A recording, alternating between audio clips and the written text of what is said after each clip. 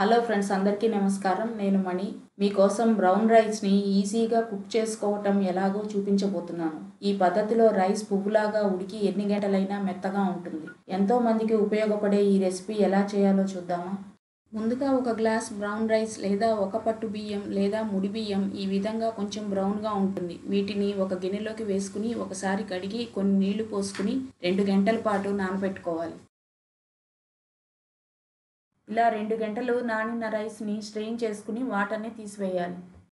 ఇప్పుడు వేరొక పెద్ద గిన్నెలోకి ఒక గ్లాస్ బ్రౌన్ రైస్కి 2.5 గ్లాసుల నీళ్లు కొలుచుకుని పోసుకుని వడకట్టి పెట్టిన రైస్ యాడ్ చేసుకుని స్టవ్ మీద మీడియం ఫ్లేమ్లో ఉడకనివ్వాలి. ఇలా 5 మినిట్స్ ఉడికిన తర్వాత బియ్యం కొంచెం ఉబ్బి ఇలా ఉడికింది. 15 మినిట్స్ ఉడికిన తరువాత బియ్యం 3/4 ఉడికిపోయాయి. ఇంకా కొంచెం నీళ్లు కనబడుతున్నాయి కదా. ఇప్పుడు మూత పెట్టి ఇంకొక 5 మినిట్స్ లో ఫ్లేమ్లో ఉడికించుకోవాలి. చూడండి, 5 మినిట్స్ మూత పెట్టి ఉడికించుకున్నాక అన్నం పువ్వులాగా మెత్తగా ఉడికిపోయింది. ఎక్కడా వాటర్ కూడా కింద కనిపించడం లేదు. అంటే పర్ఫెక్ట్గా రైస్ ఉడికినట్లే.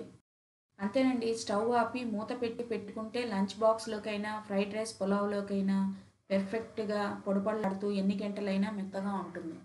ఎక్కువ ఫైబర్, యాంటీ ఆక్సిడెంట్స్ కలిగి కొంచెం కొంచెంగా షుగర్ని రిలీజ్ చేసే ఈ brown rice PCOD, thyroid problems ఉన్నవారికి, హెల్దీ డైట్ ఫాలో అయ్యే వారికి, వెయిట్ లాస్ అయ్యే వారికి చాలా ఉపయోగపడుతుంది. రైస్ని చూపించిన విధంగా చేసుకుంటే ఎన్ని గంటలైనా చాలా మెత్తగా ఉంటుంది.